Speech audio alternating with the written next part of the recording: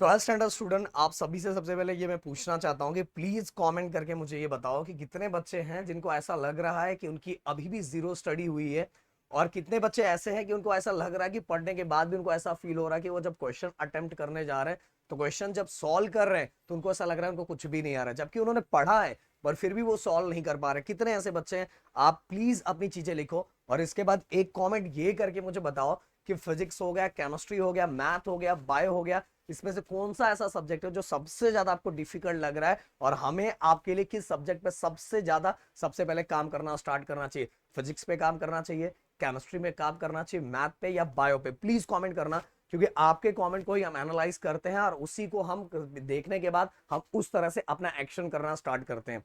आप zero study, देखो guys, एक चीज क्लियर कट बता देना चाहता हूं, कोई स्टूडेंट कितना भी पढ़ ले बट उसको हमेशा ऐसा ही लगता है कि यार मेरा अभी भी कुछ बाकी है। जब तक वो एग्जाम दे के ना आ जाए ना तब तक उसको ऐसा ही फील होता है कि मेरा कुछ बाकी है। और जिनका बाकी है उनका तो बाकी ही है, पर जिन्होंने पढ़ लिया है उनको भी ऐसा लगता है यार मैं कुछ और कर लूं, कुछ और कवर कर लूं। और जब तक वो कवर नहीं करता रहता तब तक उसके दिमाग में चलता रहता है कि यार मेरा कुछ बाकी है। जिस दिन वो एग्जाम दे के आता है तो वो समझता है कि यार मैं कर पाया कि नहीं कर पाया। तो देखो, ये जो जीरो है, जीरो स्टडी को अभी भी आपके पास अच्छा खासा टाइम है। अच्छा खासा टाइम, अगर कोई आपको बोले नहीं यार आपके पास टाइम नहीं बचा, आप कुछ नहीं कर सकते, ऐसा वैसा, ऐसा कुछ नहीं होता। मैं बता रहा हूं, अगर आप 20 डेज में भी चाहो ना, 15 to 20 डेज में चाहो, तो अगर कुछ भी नहीं किए तो भी उसको बहुत कुछ में कन्वर्ट कर सकते हो। क्योंकि अब तरीका होता है, मैंने बोला एक गधा वर्क होता है, एक स्मार्ट वर्क होता है। तो स्मार्ट वर्क का तरीका यूज करके आप कम टाइम के अंदर बहुत सारी चीजें पा सकते हो। सबसे पहले ये आपको पता लगाना पड़ेगा कि आपका फिजिक्स बहुत कम हुआ है, कि आपका केमिस्ट्री बहुत कम हुआ है, कि आपका मैथ बहुत कम हुआ है, कि बायो कम हुआ है। कौन सा सब्जेक्ट है जो ना के बराबर हुआ है, उस वाइज चीजों को एनालाइज करना है।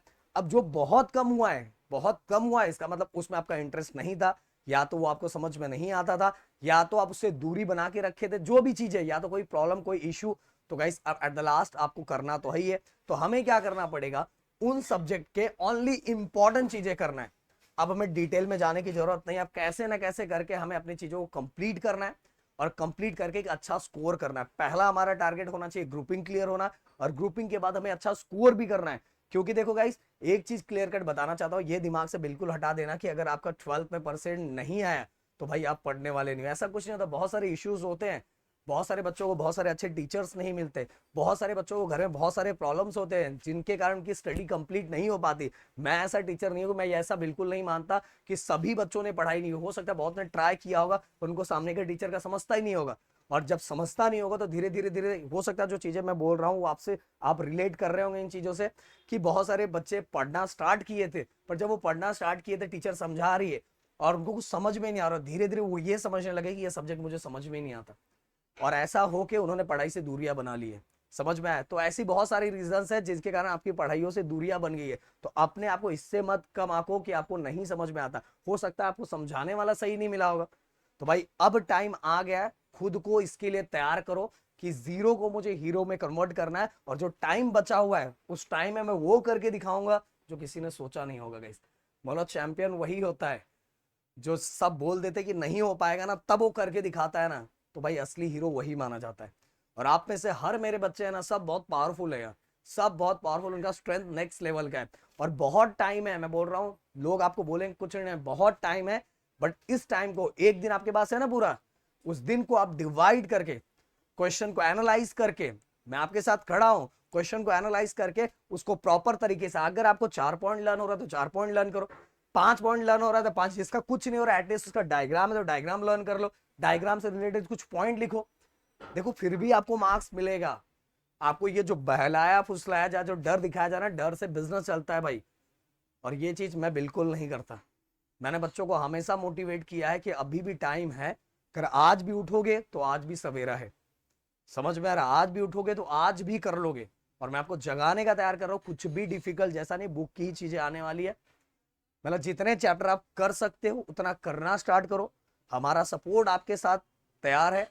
इस जीरो को हमें हीरो में कन्वर्ट करना है, क्योंकि जीरो के आगे, ये जीरो के आगे जो है ना, नंबर हमें लगाना है। हम जितना चाहे उतना नंबर लगा सकते हैं, अपने ऊपर है कि हमें कितना नंबर 8 लगाना है, 9 लगाना है, 7 लगाना है, 6 लगाना है, वो सब हमारे ऊपर है। और हमने अपने दिमाग में फिट करके रखा है कि हमें करने नहीं आ रहा, हमें सब करने आ रहा है। अब अपने आप को खुद से तैयार करो, हो सकता है सामने वाले की कैपेबिलिटी नहीं है आपको समझाने के लिए, बट आप खुद कैपेबल हो कि चीजों को कर सकते हो, समझ सकते हो।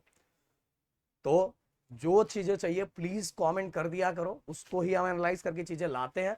बट आप सभी से रिक्वेस्ट करूंगा, सबसे पहले मोटिवेट होना आप सभी को जरूरी है। आप लोग कोई भी जीरो नहीं हो, सब मेरे हीरो हो और सब करके दिखा सकते हो। मिलते हैं नेक्स्ट वीडियो में। Thank you so much guys, जय हिंद दोस्तों।